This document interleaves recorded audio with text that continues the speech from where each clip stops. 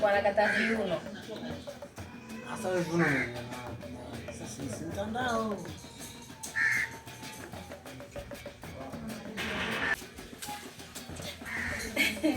Dada huyo. Asante.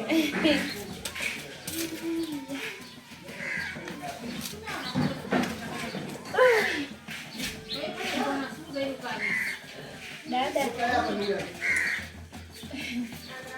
Naona aibu kusema.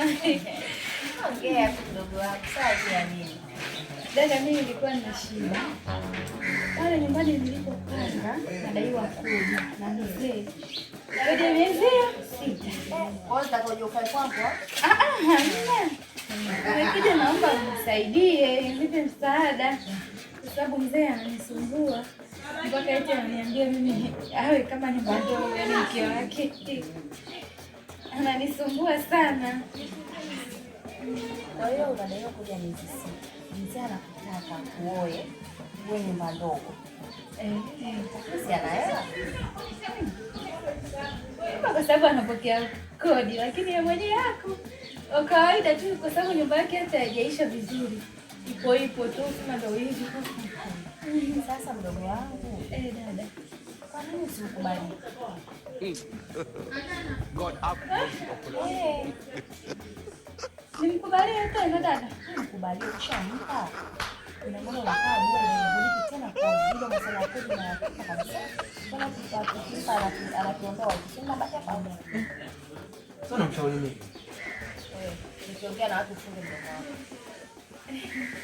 Asante dada. Maana hapa naona kama hamna msaada, nimeingia chaka. Nimeingia chaka, lakini ushauri wangu mzuri sana. Na baadaye utakuja kunishukuru. Nifikirie. Bala, sio ndo wataki kunisaidia. Utaki tu semi. Wewe utakaje hapa nipe hela? Mimi bwana hapa. Mtoto mwenda azimu.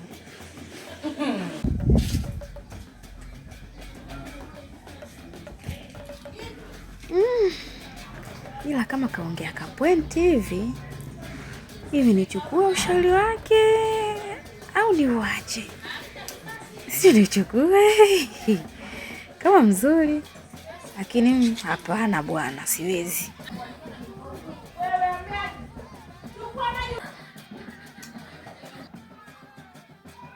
Braza zangu naye bwana, siaje braza mpaka nimsubiri kisa magari yote mimi nasubiri bwana.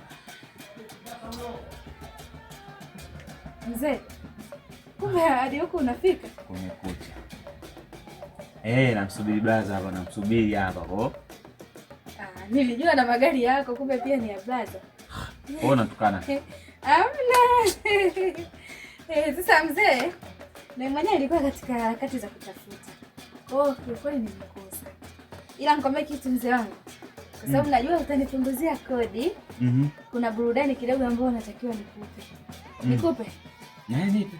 Sanga, utanipunguzia kodi lakini tukubaliane. Kwa nini nakupunguzia? Sasa angalia. Tunaanza.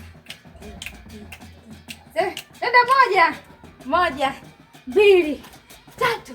Tunaondoka. Twende. Hata nyuma. Tunaondoka. Mpumbavu kweli. Wewe ndo tunaondoka. Mimi kajua nipa burudani zinazotaka mimi. Mtoto vipi bwana?